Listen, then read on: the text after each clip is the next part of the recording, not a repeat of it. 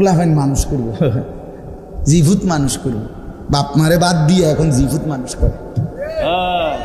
হ্যাঁ, আমরা বুঝি না কার জন্য। আর এখন কি হইল, আল্লাহরেও হারাইলেন, সন্তানরেও হারাইলেন। কি হইল মকবুল ভাই? এই হইল না, আল্লাহরও হারাইলো, সন্তানরেও হারাইল। সুদের টাকায় ফুত বিদেশ পাঠাইয়া, কিস্তির টাকা দিয়ে পাঠাইয়া আল্লাহরে তো কি হারাইলো। এবার ফুতো গেছে গান, ফুতো আগের মতো খবর লয় না। তো এবার ফুতো গেল, খুদাও গেল, আল্লাহও গেল, আমনি কি হইলে না? খাসিরাত দুনিয়া ওয়াল আখিরাহ। আজকে এটাই কথা, আল্লাহকে বাদ দিতে নাই। প্রিয় বন্ধু আমার, বাপ আমার, হাত জোড় করে বলি, আল্লাহকে বাদ দিতে নাই। আল্লাহই মুমিনের বন্ধু। মুমিনের বন্ধু কে? আল্লাহ। সব সইতে পারে, আমলের কমতি আল্লাহ তাআলা মাফ করে দিতে পারে, কিন্তু আল্লাহর জাতের মধ্যে, আল্লাহর উপরে নির্ভরতার ক্ষেত্রে আল্লাহ বলেন আমারে বাদ দিলে আমি আর সহ্য করতে পারি। আল্লাহ বলেন বান্দা আমি সব মানতে পারি, কিন্তু আমি শিরিক মানি না, আমারে বাদ দিলে আমি মানি না। অন্য কাউরে বন্ধু বানাইবা না, অন্য কিছুর উপরে ভরসা করো। ভরসা করতে হবে কার উপরে? বন্ধু বানাবেন কাকে?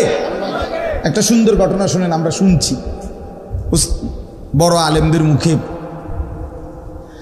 ওই বড় পীর আব্দুল কাদের জিলানী রহমতুল্লাহর নাম শুনছেন না? সবাই জানেন তো। ওনার কাছে একদিন এক মহিলা আসছে পর্দার আড়ালে, আইসা বলতেছে হুজুর আমার একটা ছোট্ট কথা আছে। তো বলতেছে কি বলো? তো ওই মহিলা পর্দার আড়াল থেকে বলতেছে হুজুর বিশ্বাস করেন আল্লাহ তাআলা আমাকে অনেক বেশি রূপ সৌন্দর্য দান করছে, আমি অনেক সুন্দরী নারী, আমারে আল্লাহ যথেষ্ট পরিমাণ রূপ যৌবন সৌন্দর্য দান করছে। শরীয়তের অনুমতি নাই, এই জন্য আপনারে দেখাইলাম না, কিন্তু মুখে বললাম। কিন্তু হুজুর আমি আসছি একটা তদবিরের জন্য।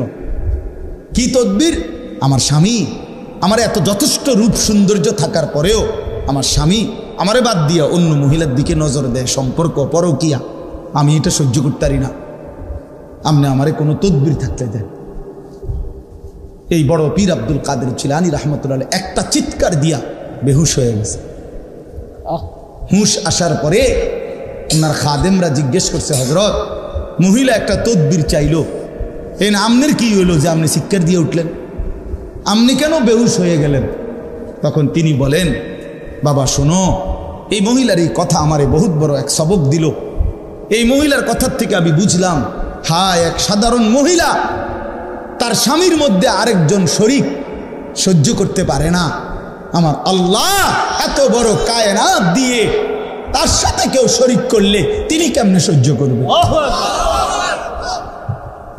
বুঝেন নাই কথাটা? এত কিছু দিয়া আল্লাহ আমারে পাইলা, যদি আমি সেই আল্লাহর সাথে শরীক করি আল্লাহ কেমনে সহ্য করবে? আমি এই বেডির কথার থেকে এটা বুঝছি। হ্যাঁ, কারে বাদ দিলেন ভাই? সারাদিনে আল্লাহর নামটা মুখ দিয়ে বাইর হয় না। কত বড় নিকৃষ্ট মুসলমান!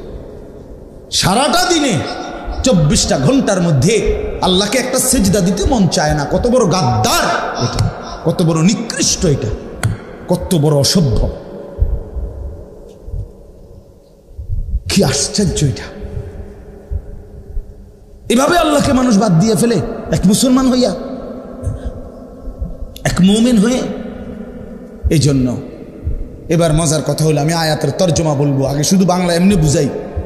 আল্লাহ তাআলা বলছে বান্দা শোনো, আমারে বাদ দিয়া যে যাকে বন্ধু বানাইলা সে যেন মাকড়সার মতো। কিসের মতো? আল্লাহকে বাদ দিয়ে অন্য কিছুর উপরে যে ভরসা করে, বন্ধু বানায়, প্রিয় বানায়, সে যেন একটা মাকড়সা। ওই লোকটা যেন একটা মাকড়সা। কেমন মাকড়সা? যে মাকড়সা একটা বড় যত্ন করে ঘর বানাইলো। মাকড়সার ঘর দেখছেন? কথা বলছেন না? বলেন না। মাকড়সা চিনেন? ওই যে হাতির মতো ছোট্ট, এই মাকড়সার জাল মানে মাকড়সার ঘর খুব সুন্দর করে সে বানাইলো। তো আল্লাহ তাআলা বলেন এবার তোমরাই বলো, এই পৃথিবীর মধ্যে যত ঘর আছে তার মধ্যে সবচেয়ে দুর্বল ঘর মাকড়সার ঘর নাকি? এর চাইতে দুর্বল কোনো ঘর হয় চাচা? না। মাকড়সার ঘর এটা যদি একটু একটু বাতাস আসে সিরা বিরা পড়ে যাবে। একটা 6 মাসের বাচ্চাও যদি তার হাত আলগি দেয় পড়ে যাবে, এত দুর্বল ঘর। আল্লাহ তাআলা বলেন ঠিক এরকম ভাবে আমি আল্লাহকে বাদ দিয়ে যে বা যারা অন্য কিছুকে বন্ধু বানায়, অন্য কিছুর উপরে ভরসা করে, তারা যেন মাকড়সার মতো যে একটা ঘর বানাইলো আমারে বাদ দিয়া অন্য কিছুর উপরে। আর মনে রেখো, সামান্য ঝড়ে সবচেয়ে দুর্বল ঘর মাকড়সার ঘর, আমি আল্লাহরে বাদ দিয়েও সে যাকে ধরলো এইটাও তার জন্য ঠিক এরকম ক্ষণিকের মধ্যেই ও চিরেই অল্প সময়ের ব্যবধানে এটা হারিয়ে যায়। ওই নেতা না থাকবে না, ওই ঘর থাকবে না, আপনারে রাইখাই, আরে মিয়া আপনার দোকানের জাকাত রাইখাই ওরা আপনারে কবরে পাঠাই দেবে। আপনার ঘরের মধ্যে রাইখাই আপনারে কবরে পাঠাই দেবে। আপনার সন্তানরা, পরিবারের বাচ্চারা, স্ত্রী সন্তানরা আপনারে তারা মাটির উপরে ধাইকা আপনারে মাটির নিচে দাফন করে দেবে। আপনি যাদের জন্য আল্লাহকে ছেড়ে দিয়েছিলেন, যে সংসারে হাসি ফুটানোর জন্য, বউ বাচ্চার সংসার করার জন্য আপনি এক ওয়াক্ত নামাজ পড়তে পারেন নাই, আল্লাহকে ডাকতে পারেন নাই, আল্লাহরে ভুলে গেছেন বহু আগে। আল্লাহ তাআলা বলেন তুমি একটা মাকড়সার ঘর বানাইছো, তুমি মনে রাখো বান্দা মাকড়সার ঘর টিকে না। ঠিক আমারে বাদ দিয়া যে যাকে ধরছো সেটাও টিকবে না।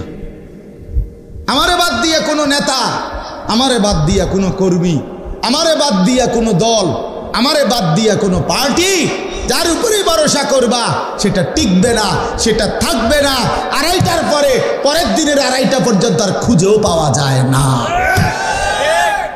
বেশিক্ষণ লাগে, 1-2:30 থেকে পরের দিনের আর 2:30 যায় না। 2:30 যখন ভাগছে তো পরের দিনের 2:30 পর্যন্ত আর কিচ্ছু নাই। তো 16 বছরের সাজানো সংসার কই গেল? হ্যাঁ, 16 বছরের নেতারা কই? 16 বছরের কর্মীরা কই? 16 বছরের দাপট কই? 16 বছরের অহংকার কই? 16 বছরের বড়াই কই বাবা? মাতালুল্লাযীনা ইত্তাখাযু মিন দুনিল্লাহ, এই তরজমা শুনেন। আল্লাহ বলেন আমি উদাহরণ দিচ্ছি বান্দা, আমি আল্লাহকে বাদ দিয়ে অন্য যা কিছুকে বন্ধু বানায় যারা, কামাসালিল আনকাবুত, তারা যেন মাকড়সার মতো। কিসের মতো? ইত্তাখাযাত বাইতান, যে একটা ঘর বানিয়েছে মাকড়সা যেমন একটা ঘর বানায়, তুমি মাকড়সাও একটা ঘর বানিয়েছ। ইন্না আওহানাল বুয়ুতি লাবাইতুল আনকাবুত, আল্লাহ বলে জেনে রেখো বান্দা, এই পৃথিবীতে সবচেয়ে দুর্বল ঘর মাকড়সার ঘর। ঠিক তেমনি ভাবে আমি আল্লাহরে বাদ দিয়ে তুমি যেটারে ধরছো সেটাও এরকম দুর্বল ঘর, সেটাও এমন দুর্বল ভরসা। যে ছেলেদের জন্য এত কিছু করলা, ওরা সত্যি সত্যি তোমার কথা মনে রাখবে না, কিন্তু তুমি যদি আল্লাহরে মনে রাখতা, আল্লাহ বলে বান্দা ফাদকুরুনি আযকুরুকুম, তুমি যদি আমারে মনে করো বান্দা, আমি ওয়াদা দিলাম আমি তৎক্ষণাৎ তোমাকেও মনে করব। তুমি ডাইকো আমারে, আমিও ডাকবো তোমারে। বান্দা বলে আল্লাহ, রব্বুল আলামিন বলে লাব্বাইক ইয়া আবদি, বলো বান্দা আমি হাজির। বান্দা আবার বলে আল্লাহ, বান্দা বারবার বলে সুবহানাল্লাহ সুবহানাল্লাহ আলহামদুলিল্লাহ। আল্লাহ প্রতিবারই বলে লাব্বাইক ইয়া আবদি। বান্দা বলো না আমি হাজির, আমি হাজির, বলো কি চাচ্ছ? বান্দা কিছুই বলে না, শুধু আল্লাহরে ডাকে, আল্লাহরে ডাকে, আল্লাহরে ডাকে, আল্লাহরে ডাকে। জিকির করতে করতে মজা পায়। একটা সময় আল্লাহ বলেন, হাদিসে কুদসির মধ্যে আছে, আল্লাহ বলে বুঝছি বান্দা তুমি আমারে ডাইকা বড় মজা পাইছো, ঠিক আছে বান্দা তুমি আমারে ডাকতে থাকো, আমি আল্লাহ তোমার প্রয়োজন পূরণ করতে থাকি। আমি তো সবই জানি, তোমার বউটা যে অসুস্থ আমি তো জানি, ছেলেটা যে বিদেশে অসুবিধা আছে আমি তো জানি, তোমার দোকানে বেচা কেনা কমে গেছে আমি তো জানি তুমি এই রোগ শোকে ভুগছো, আমি তো জানি। জানে না? জানে না?